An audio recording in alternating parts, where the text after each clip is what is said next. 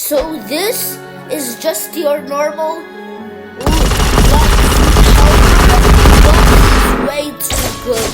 He uses the light fruit smartly, and he likes to use it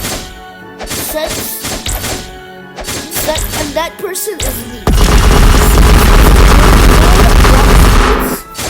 And I was lucky since I rolled a light fruit with my friend Danny.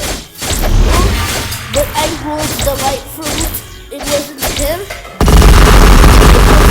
I was so lucky that I killed him. And the light fruit is useless with the aura for some reason, because it doesn't deal extra damage. It might just deal extra damage for the moves or extend the duration.